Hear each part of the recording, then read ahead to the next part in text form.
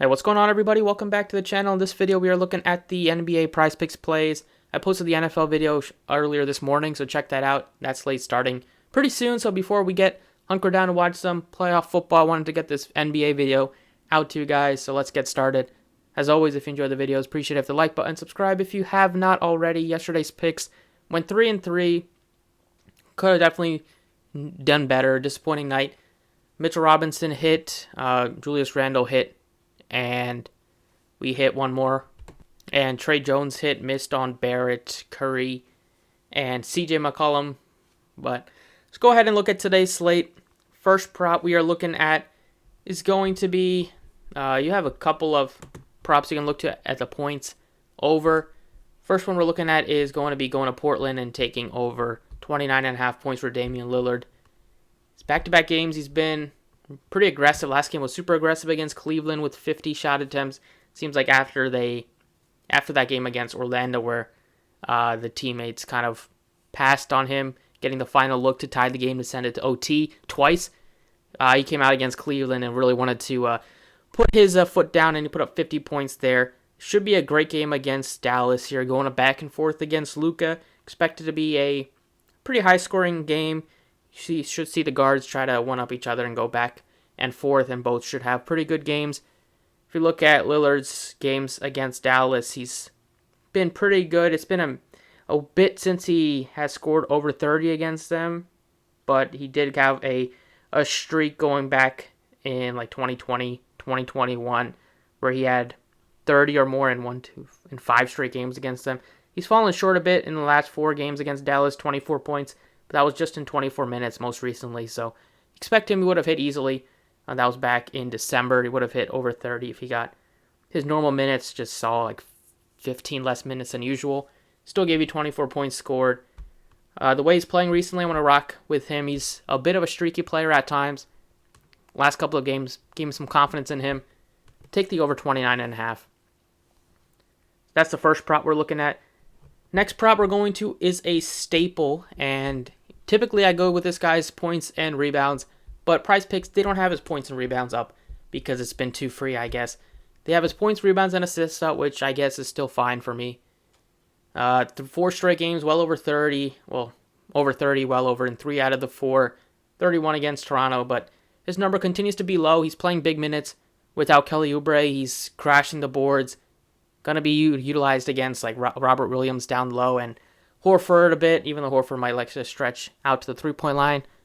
Plumlee's been able to get some putbacks and offensive rebounds. Gives you some assist upside as well. And he's just playing really well right now. He gets most of his looks right at the basket, so a lot of the shots that he does take, very high percentage.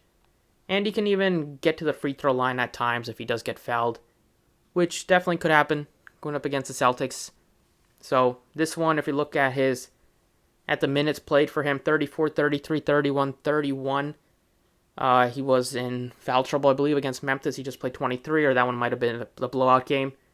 And he also has given you 3+ assists in 3 out of the last 4 games, with 13+ rebounds in 3 out of the last 4 games as well.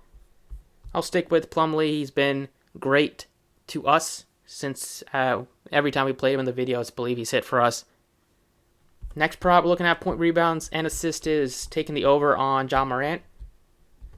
So it's a great matchup against the Pacers. We know they play fast. They are without Tyrese Halliburton, so maybe you might be a little bit worried about a blowout.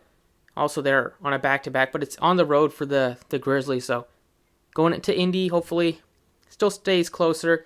We see Dillon Brooks has the questionable tag on him, and going up against an underman team, you probably expect the Grizzlies to be without Brooks today. There's no need to kind of force him if he's dealing with an ankle. That should benefit Ja Morant. It should benefit Desmond Bane. And Morant's already always just been very aggressive this year. Plays big minutes in close games, like 35+ in close games. Sometimes he'll just play in the low 30s if they're up handedly, but he's been really aggressive with the scoring. 38 points last game against San Antonio, and it's another great matchup going up against the Pacers here. Don't really have recent history for Morant against the Pacers. He hasn't played them since April of 2021. Much different player right now. In that game, he had 23 points scored with 6 assists, a couple rebounds. Now, the way he's been going, you should be right around this number, if not well over this number. So that is our third prop of the night.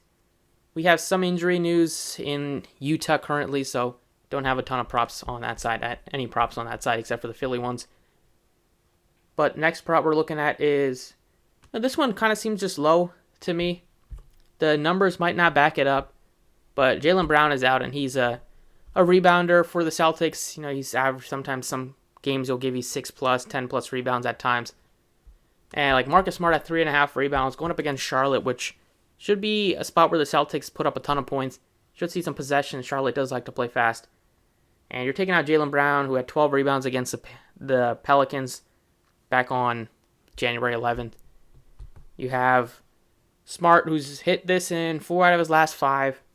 He played really well last game against Brooklyn, and you're probably going to expect him to see some more usage out there without Brown missing about a week or 2. Just going to be some more rebounds to go around. Like Brown has had some big rebounding games this year. It's going to go on Tatum. It's going to go on Smart. Rest of the starters. Horford's not the best rebounder. Hopefully he still likes to stay out to the three-point line and he gets some other guys crashing the glass.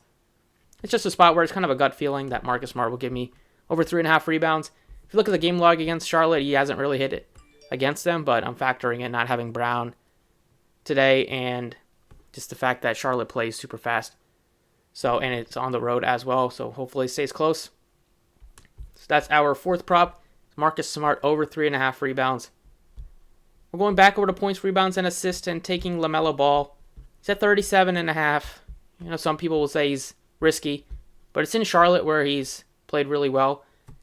He's been their lone bright spot this year. Rozier at times has done well, but after what Rozier did to us last game, it'll be painful for me to take him again and him fall short. So I'll go with the guy that came through for us last game, which was Ball. Came through for us both times against Toronto. Celtics are a tougher matchup for sure than the Raptors, but LaMelo Ball is a guy that's always aggressive. He's going to get his shots up. He's going to get his assist. And the matchup probably has Smart on him, so it'll be tougher. But he's had some success against the Celtics. Last game, he just played 28 minutes against them. He had 15, 8, and 4. So, you saw like a rotation and a half less than usual. Game before that, he put up 38 points, 6 rebounds, 9 assists. Before that, he had a 15-point triple-double against them. And game before that, first game against the Celtics was 25, 5, and 9 spot.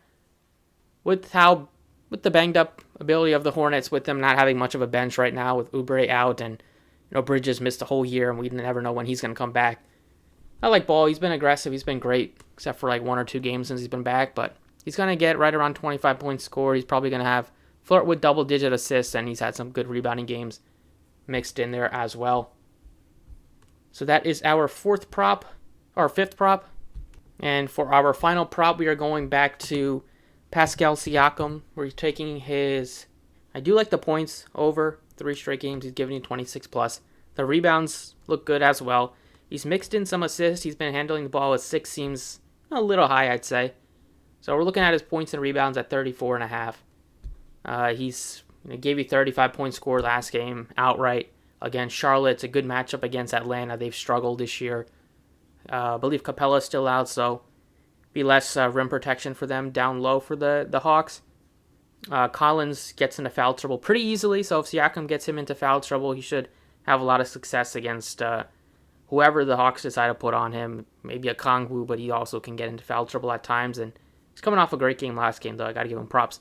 But Siakam's been one of the Raptors' best players all year. The Raptors struggling. Siakam's trying to do his best to keep them afloat in the East. And it's just a spot where they're at home in Toronto. Expect Siakam to show out. So that is the final prop of the day. And if you look at Siakam's game logs against the Hawks, he's had a lot of success. Last game, 31 points, 12 rebounds. Game before that, 31 points, 13 rebounds. A 14-10 rebound game. And then before that, 33-9, 25-6, 30-6. Expect him to be, have another great game and continue his success against the Hawks. So that's all for today. Thank you for watching. Props are Siakam over points, rebounds. LaMelo Ball over points, rebounds, assists. Smart over 3.5 rebounds. Morant over his PRA. Plumlee over points, rebounds, assists. And Dame Dollar over 29.5 points. Thank you for watching. Best of luck. And I will catch you all next time.